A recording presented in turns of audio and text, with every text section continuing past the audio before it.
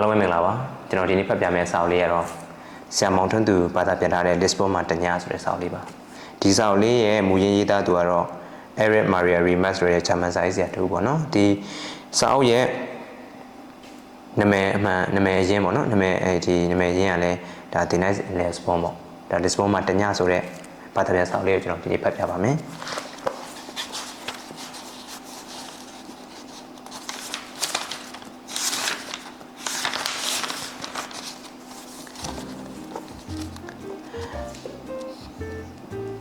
ကျွန်တော်ဒီတင်မောစီတို့ကြည့်ကတွေ့ဝေငေးမောနေမိသည်တင်မောတစ်စီလုံးမီးအောင်များဖြင့်ထင်ထင်လင်းလျက်ရှိသည်တင်မောသည်တာဂတ်စိတ်၌ကြောက်ချ၍ရက်နေခြင်းဖြစ်ပါသည်ကျွန်တော်လစ်ဘွန်မြို့သို့ရောက်နေသည်မှာတရင်တစ်ပတ်မျှရှိပြီဖြစ်တော်လဲအကြောင်းကြမဲ့ခင်းစွာဖြင့်ထွန်းလင်းတောက်ပနေသည့်အလင်းရောင်များအပေါ်တွင်နေသားမကျဖြစ်လျက်ရှိနေပေသည်ကျွန်တော်ဖြတ်တန်းလာခဲ့သည့်နိုင်ငံများရှိမြို့ကြီးများသည်ညပိုင်းဆိုရင်ကြောက်မီးသွေးတွင်းကြီးများတပွဲမဲနဲ့နေကြသည်အမောင်ထဲရှိဖျောင်းနိုင်တဲ့တိုင်းအလင်းရောင်သည်အလေခိကပလယောဂါတက်အစာပေါင်းများစွာပို၍ကြောက်နေရသည့်အရှင်နေမျိုးဖြစ်၏တကယ်တော့ကျွန်တော်သည်20ရာစုဥရောပကိုဖျက်တမ်းလာခဲ့သူတူမဟုတ်ပါလားတင်မောမှာခီးတဲ့တင်မောဖြစ်သည်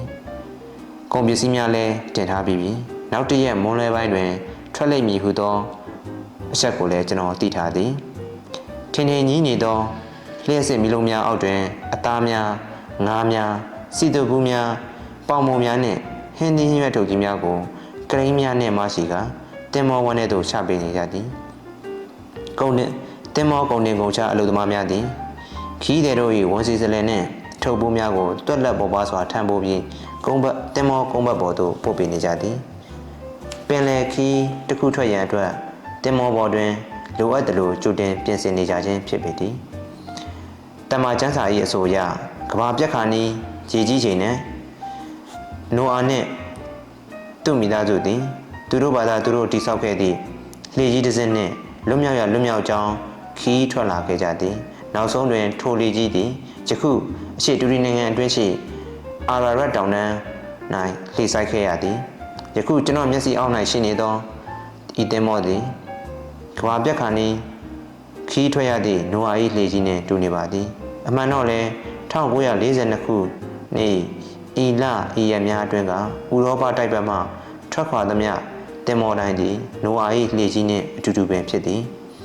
ထိုတင်မောများ၏နောက်ဆုံးစိုက်ကပ်နိုင်မည့်အာရာရတ်တောင်တန်းသည်အမေရိကသာလျှင်ဖြစ်ဖို့ရှိ၏ရေကလည်းတစ်နေ့ထက်တစ်နေ့မြင့်တက်လာလျက်ရှိသည်ရေနှင့်တူသောသူတို့သည်ဂျာမနီနှင့်ဩစတြေးလျနိုင်ငံများကိုသိမ်းပိုက်လွှမ်းမိုးထားသည်ပိုလန်နှင့်ပရက်တွင်လည်းသူတို့ရောက်နေကြသည်အက်စတာဒန်ဘရက်ဆဲကိုပင်ဟေဂင်အော်စလိုနှင့်ပါရီတို့မှလည်းသူတို့လက်အောက်၌ပြဝတ်နေကြသည်အီတလီနိုင်ငံ၏မြို့ကြီးများမှလည်းထိုနည်း၎င်းပဲဖြစ်သည်စပိန်နိုင်ငံမှလည်းလုံးဝမလုံခြုံသည့်အနေရှင်တွေတို့ဆက်ရောက်နေပြီပေါ်တူဂီနိုင်ငံကမ်းခြေသည်စစ်ပြေးဒုက္ခသည်များအတွက်နောက်ဆုံးအားထုတ်အားထားပြုရာနေရာတစ်ခုဖြစ်လာသည်အိန္ဒိယသည်အမေရိကသို့ဝင်ရာတကားပေါက်ဖြစ်လာသည်ထို့ကြောင့်လည်းအိန္ဒိယသို့ရောက်အောင်မသွားပါကမိမိအတွက်အဘက်ဘက်မှဆုံးရှုံးပြီဟုသတ်မှတ်ရတော့မည်ဖြစ်သည်အကယ်၍သာထိုနေရာသို့မရောက်ပါမူကောင်စစ်ဝန်ရုံးများပလိတ်ဌာနများနှင့်အခြားအစိုးရဌာနများ၏လက်တွင်းသို့ကြောက်ကသူတို့ပြုသမျှခံကြရဖို့သာရှိနိုင်ငံဝင်တောင်းပါကလည်းညှင်းပယ်လိမ့်မည်ဖြစ်သည်အလုပ်အကိုင်ခွင့်တောင်းပါကလည်းပေးလိမ့်မည်မဟုတ်နေထိုင်ခွင့်တောင်းပါကလည်းလုံးဝရလိမ့်မည်မဟုတ်နောက်ဆုံးတွင်ရှေ့ချုပ်စခန်းများဗျူရိုကရေစီအုပ်ချုပ်မှုရန်တရား၏ကျိုးနီစနစ်များ၏လက်တွင်းသို့တက်ဆင်းရဖို့သာရှိသည်ထိုအခါအထီးကျန်နိုင်ခြင်းအင်ကိုလွမ်းဆွတ်တန်တာခြင်းစသောစိတ်ပိုင်းဆိုင်ရာဆင်းရဲဒုက္ခများနှင့်နှပန်းလုံးကျဲရဖို့သာရှိသည်အမှန်တော့လည်းဤစစ်တွင်းကာလ၌ကြောက်ရွံ့ထင်းလိုက်ရခြင်းနှင့်ကိုယ်စိတ်နှပါဆင်းရဲရခြင်းသည်ရှောင်လွှဲ၍ရနိုင်မည်မဟုတ်ဤအချိန်မျိုးတွင်လူသားတို့၏ကိုယ်ပိုင်ဘဝရည်တည်မှုသည်လုံးဝပျောက်ကွယ်သွားတော့သည်အရေးပါရောက်ပြီးအဓိကကြသည့်အရာဆို၍တခုတည်းသာရှိတော့၏ရင်းမှချမ်းမဟုတ်တရားဝင်နေထိုင်ခွင့်ရနိုင်သည့်နိုင်ငံကူးလက်မှတ်တစ်ခုပေသည်ထိုနှစ်မွန်းလွဲပိုင်းတွင်ကျွန်တော်သည် အတူရန်ကစားဝိုင်းခန့်မှသို့သွားကအပြင်းပြေလောင်ကစားသည်ကျွန်တော်ဝတ်ဆောင်ကတစ်လွင်တောက်ပနေဆဲဖြစ်၍ကစားခန့်မှအတွင်သို့ဝင်ခွင့်ရခဲ့သည်မျောလင်းချက်ကင်းမဲ့နေပြီဖြစ်သည်ဖြင့်ဖြစ်လိုရာဖြစ်စေတော့ဟုသဘောပိုက်ကကံကြမ္မာကိုအမိပြုပြီးအရဲဆွံ့၍ဝေညစ်ခြင်းဖြစ်ပါသည်ကျွန်တော်တို့၏ပေါ်တူဂီနိုင်ငံအတွင်းနေထိုင်ခွင့်ဗီဇာသည်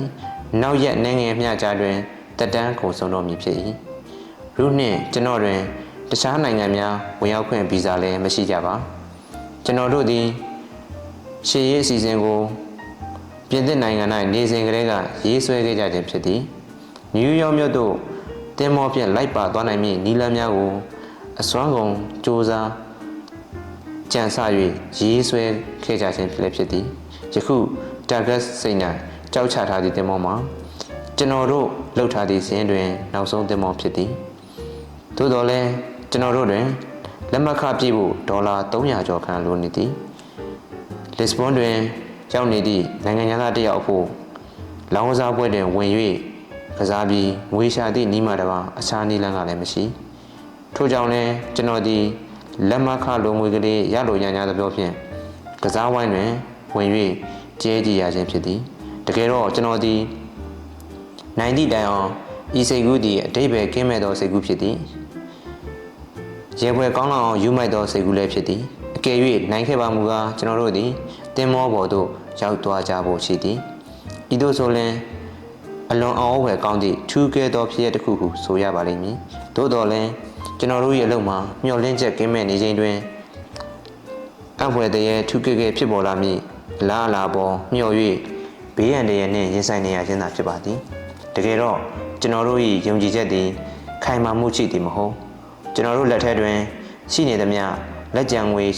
65ဒေါ်လာအနက်56ဒေါ်လာရှုံးသွားပါသည်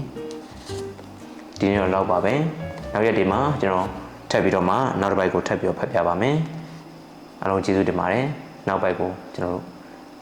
နောက်ပြီးဆုံးမှတွေ့ကြပါမယ်